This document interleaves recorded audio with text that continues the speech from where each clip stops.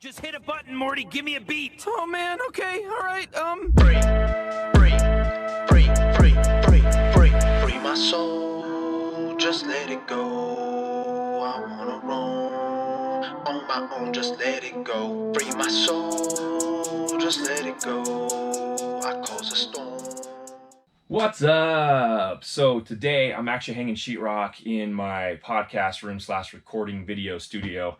And I figured, hey, what better way to learn how to hang sheetrock than make a video about it? So here we are. Small job. It's only a few sheets, but I'm going to go ahead and show you guys how to install hang sheetrock with just yourself, one person. Not always the best way to do it, not the most fun, but this is what we got. And if you can do it by yourself with a couple tips and tricks, then you're off and running with whatever little project you want to do. So if you're following me on Instagram, and if you're not, make sure you go do it, at Shane Bailey Builder. You would have seen that I installed this soundproof insulation many weeks ago. I am been slacking, been busy with other stuff. But anyway, I basically have surrounded this room now in the house with a soundproof insulation. And now I got to hang the rock so I can put the banner up on this wall, and at some point we'll go ahead and do some sort of wood trim out or something to make it decorative. But for right now, just enough to get the banner on the wall, to start doing some videos down here as well. I'll show you what you need and how to do it. It's not that difficult. It's a pretty simple project, but just understanding kind of the nuances of how rock goes in and how screws go together, and how to lay out sheetrock will definitely benefit you for your project as you jump into hanging some sheetrock. So let's get started. Okay, so really there's not many tools required. A tape measure, pencil, so you can mark things, make it easy. If you have a T-square, that's great. If you don't, it's not a big deal, especially for a job like this. I'm really not going to do much measuring. It's going to be all cut after hung in place. If you have a screw gun or if you want to use one, these are the best way to hang rock because it sets the depth for your screw basically automatically for you. And it's got its own torque on it. You don't have to have one of these to hang sheetrock. You can actually use an impact driver. Just got to make sure the depth of the head of the screw is correct, and I'll show you what that is as we hang it. And then the other thing, obviously, is you need drywall screws. These are coarse thread. These are sharp point screws. These are for sheetrock themselves. Again, you don't necessarily need to use drywall screws, but I highly recommend you use them. They're made for rock. And make sure you get the ones that are made for wood and not for metal studs, because there is a big difference. So just make sure that they don't say metal framing on them. For anything that's 1/2 inch, which we're going to be hanging here, 1/2 inch drywall going into just nominal lumber, I like to run with the number 6 1.25 inch, and that's all you need. Okay, so just make sure you grab this box from Home Depot or wherever you're going to go, and I'll show you how to use this gun. If you don't have one of these, again, not a big deal. So I'm going to go ahead and lay the first piece out, set it where you need to be, where it needs to be on the floor, and I'll show you where that needs to be, and then we'll move forward with hanging that rock. All right, let's get this done. Okay, so to set up drywall in a normal situation, if you're going to hang a whole room, you're going to hang from the ceiling down. So you're going to do the ceiling first, then you're going to come back and do the walls. I'm not doing the ceiling in this room, so we're going to avoid that. So next step is I'm starting from the floor if you're hanging by yourself, because that gives me a lever or some sort of given point to set my next piece of rock. So what I'm going to do is I'm going to put the first piece in here, okay? And then I'll go ahead and lift the next piece and set it on that edge. And you want to make sure that you're going with the right direction on these bevels, okay? So this sheetrock's actually beveled, and those two little bevels, those tapered edges, go together. And the reason for that is when you go back to tape it, and I'm not going to tape in mud in here either, because I'm just going to go ahead and hang the banner for now, and I'm going to come back and do wood later. So I don't need to tape in mud in here and any texture. But those bevels go together, so when you put the tape and mud on there, and you can build that mud up over 3 coats, it doesn't actually make that kind of bulge in the seam. As you build it up, it actually kind of allows you to help level it out and keep the wall as flat as possible. So keep that in mind. Those edges go together. Sometimes they get cut differently, but when you're doing a layout, make sure you're getting those full pieces that have the beveled edges together. Hopefully that makes sense. The next thing I do with the bottom piece is I'll take really, you can use anything, but I use 2 hammers and I shove them in there basically so they're as far back on the flange as possible. That gives me about a 1/2 inch gap at the bottom of the sheetrock.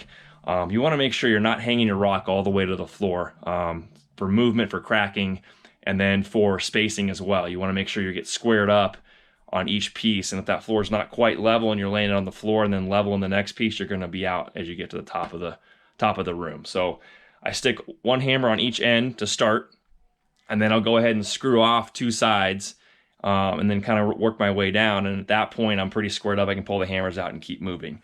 Something to keep in mind when you're doing floated framing, which we have to do here in Colorado below grade. And I know I talked about this in another video, but there's my bottom plate and there's the void for that framing on the bottom. So we have actually 2 sole plates here. And what I'll do is I'll hang the rock. So I'm not going to screw to this one. I can come back and I can cut this out, okay?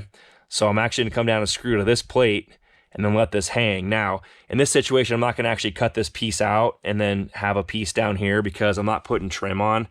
And if it's off the floor, I'm not really worried about it cracking too much because it's not going to be touching the ceiling. But in other situations, when we have to do floated framing, we want to make sure that we have 2 pieces. So the main piece is going to finish on this plate and hang over a little bit.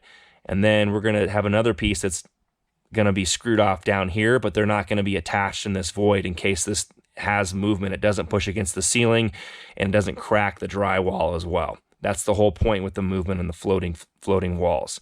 So really you can just screw this whole thing off, come back and cut this piece out right here. You just cut it here and then you have a piece here and a piece here. Or some guys like to cut their own piece and attach it separately.